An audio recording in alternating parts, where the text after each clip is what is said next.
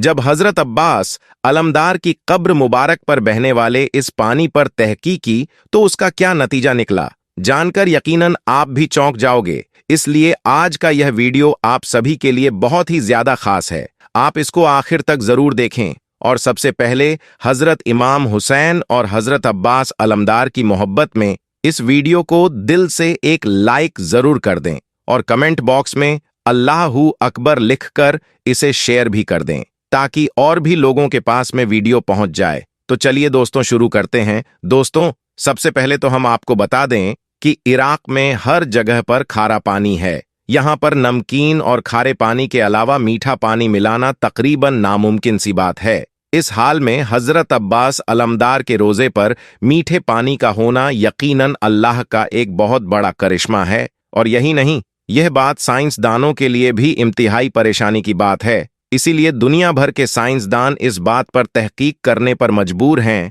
कि आखिर यह खुश जायका और साफ सफा पानी कहाँ से आ रहा है और कहाँ पर जाता है, और क्यों कभी भी इस पानी की रंगत और जायका क्यों नहीं बदलता है। तो आइए अब आपको बताते हैं इस पूरी मोजिज़े के बारे में कि आखिर हजरत अब्बास अलमदार की कब्र मुबारक पर पानी का क्या राज है। दोस्तों हजरत अब्बास अलमदार हजरत अली और उमुल बनीन के फर्जंद है। 61 हिजरी में जब करबला के मैदान में हजरत इमाम हुसैन और यजीद की फौज के बीच में जंग हुई थे तो उस वक्त हजरत अब्बास अलमदार भी अपने भाई हजरत इमाम हुसैन के साथ में थे और इस जंग में आप शहीद हुए थे। दोस्तों जंग के बीच में हजरत इमाम हुसैन के हुक्म पर हजरत अब्बास अलमदार प्यासे बच्चों के लिए पानी लाने के लिए 30,000 की फौज को चीरते हुए नहरे फुरात तक पहुंचे थे। यानी कि हजरत अब्बास अलमदार बड़ी ही बहादुरी के साथ में लड़ते हुए 30,000 की फौज को खदेड़ते हुए नहरे फुरात तक पहुंच गए और जाकर अपना मस्कीजा पानी से भी भर लिया था। लेकिन फिर जब पानी लेकर आप वापस आने लगे तो इतने में ही बिखरी हुई फौज वापस से इकट्ठा हो गई और फिर सबने एक साथ में मिलकर हजरत अब्बास अलमदार पर हमला करना शुरू कर दिया। इस हमले में पहले हजरत अब्बास अलमदार का एक बाजू शहीद होता है, फिर दूसरा बाजू शहीद हो जाता है। फिर भी आप मस्तीजी को अपने मुंह में दबाकर पानी खेमों तक पहुंचाने की कोशिश करने लगे। लेकिन इतने में ही उन जालिमों में से एक जालिम ने पीछे से हजरत अब्बास पर वार कर दिया, जिससे हजरत अब्बास अलमदार वहीं पर शहीद हो जाते हैं और आपके साथ में मस्कीजे में जो पानी था वह वहीं पर बिखर जाता है। फिर आपको उसी मुकाम पर यानी कि जहां पर आप शहीद हुए थे उसी जगह पर आपको दफन कर दिया गया। फिर बाद में उसी जगह पर हर में हजरत अब्बास अलमदार तामीर कर दिया गया। कहा जाता है कि नहरे फुरात से जो पानी आप अपने मस्कीजे में भरकर साथ लाए थे वह आप खेमों तक नहीं पहुंचा सके थे। वह पानी उसी जगह पर बिखर गया था जिस जगह पर आपकी शहादत हुई थी। अब यहां पर आप अल्लाह की कुदरत देखिए कि वह पानी तब से लेकर आज तक यानी कि 1400 सालों से लगातार इस जगह पर वैसे ही मौजूद है। यानी कि वह अपनी उसी निस्बत से आपके रोजा मुबारक के ईद गिर्द रहता है। दोस्तों यहां पर हम आपको एक बात और बता दें कि करबला के मैदान में हजरत इमाम हुसैन के काफिले के लिए पानी पर रोक लगा दी गई थी। इसलिए उस वक्त हजरत अब्बास अलमदार भी 3 दिन के प्यासे थे। जब आप पानी लाने के लिए नहरे फुरात पर पहुंचे थे आपने उस वक्त पानी पर अपना कब्जा भी कर लिया था। उस वक्त भी आपका प्यास के मारे बुरा हाल हो रहा था, मगर फिर भी आपने अपने आका हजरत इमाम हुसैन और उनके अहल अय्याल की प्यास को मद्देनजर रखते हुए पानी की एक बूंद को भी नहीं पिया था। हालांकि वह पानी खुद ही चलकर हजरत अब्बास अलमदार के पास में आ गया था। दोस्तों अब आपको हजरत अब्बास अलमदार की कब्र मुबारक पर होने वाले इस मोजिज़े के बारे में जानने से पहले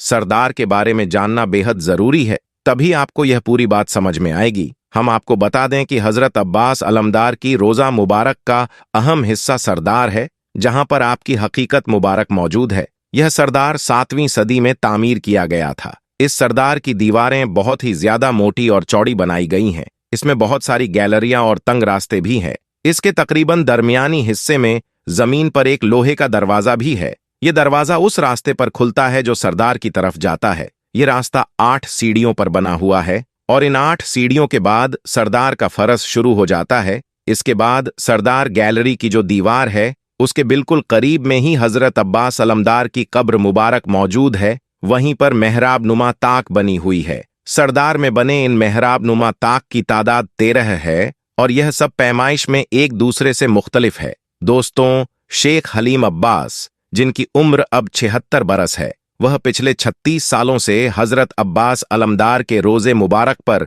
कड़ी में आला रही है। उन्होंने अपनी किताब रोज अतुल अब्बू अल्फेज में लिखा है कि पहले सरदार में यह पानी चश्मों की सूरत में बहता था, यानी कि एक तरफ से आकर दूसरी तरफ चला जाता था, और फिर 400 सालों तक यह पानी ऐसे ही चलता रहा। इसके बाद में यह पानी एक जगह पर जाकर ठहर गया और फिर कभी कभी यह पानी हरकत करने लगा, लेकिन उसका पता नहीं चल पाया कि यह पानी कहाँ से आ रहा है और कहाँ पर चला जाता है। लेकिन मुझे लगता है कि यह पानी हजरत अब्बास की कब्र मुबारक के आसपास में ही कहीं जमीन से लगातार निकलता रहता है, और पिछले 1400 सालों से यह पानी वैसे ही मुसलसल निकल रहा है। यह अल्लाह ताला का एक बहुत बड़ा मोजिजा नहीं तो फिर क्या है। और यही नहीं, इस पानी का एक मोजिजा यह भी है कि यह पानी सर्दियों में गर्म रहता है, जबकि गर्मियों का मौसम आते ही यह पानी ठंडा हो जाता है। दोस्तों, हम आपको बता दें कि पहले सरदार की सीढ़ियां आम लोगों के लिए खुली होती थीं, यानी कि यहां पर कोई भी आ जा सकता था और यहां से हर कोई इस पानी को तबरू के तौर पर अपने साथ में ले जाता था। दोस्तों, एक दफा हर में हजरत अब्बास की दीवारों में दरार का बहाना बनाकर एक रिसर्च करने वाली टीम हिंदुस्तान से यहां पर आई। इस टीम के सरबतान साइंसदान के सर जेम्स थे। वह टीम यहां पर आई और दीवार में मौजूद दरारों को जांचने लगी, यानी कि उन दरारों को वह देखने लगी। लेकिन हम आपको बता दें कि उस टीम का असली मकसद तो हजरत अब्बास अलमदार की कब्र के इर्द गिर्द रहने वाले उस पानी पर तहकीक करना था। इस हवाले से जेम्स वुड ने अपनी किताब द ट्रूथ में लिखा है कि जैसे ही हमने हजरत अब्बास अलमदार की कब्र मुबारक के ईदगाह चंद फुट तक जमीन की खुदाई की, तो हम सब लोग हैरान रह गए, क्योंकि जैसे ही हमने चंद फुट की खुदाई की तो वह सारा का सारा पानी उस सुराख में चला गया। यह देखकर हम सब हैरान थे। हमें वह पानी जाता हुआ तो दिखाई दे रहा था, लेकिन कहां से निकल रहा है, उसे निकलते हुए पानी के बारे में हम नहीं जान सके। लेकिन हमारी इस रिसर्च में एक बात तो तय हो गई, यह पानी आम पानी तो नहीं हो सकता है। यह पानी तो अल्लाह की कुदरत का कोई करिश्मा ही है, क्योंकि हमने देखा कि वहां पर ना ही कोई चश्मा है और ना ही कोई झरना है। दोस्तों, अब हम आपको यह भी बता दें कि पिछले 50 सालों से यह अपनी एक सतह बरकरार रखी हुई है। अब यह पानी उस सतह से ना ही कभी कम होता है और ना ही कभी ज्यादा होता है। शेख हलीम अब्बास लिखते हैं कि दुनिया के किसी भी कोने में पानी अगर 1 महीने से ज्यादा एक जगह पर पड़ा रहता है तो फिर वह अपनी बदबूदार हो जाता है। लेकिन इस सरदार के बंद होने के बावजूद भी यह पानी कभी भी बदबूदार नहीं हुआ है, बल्कि यह पानी खुशबूदार हुआ है और साथ ही पानी मीठा भी बहुत ज्यादा है। इसके अलावा इस पानी की सबसे बड़ी खासियत तो यह है कि इस पानी की सतह कब्र की दीवारों से ऊंची होने के बावजूद भी पानी कभी भी कब्र मुबारक में दाखिल नहीं होता है। दोस्तों, यकीनन अल्लाह ताला का यह एक बहुत बड़ा मोजिजा है,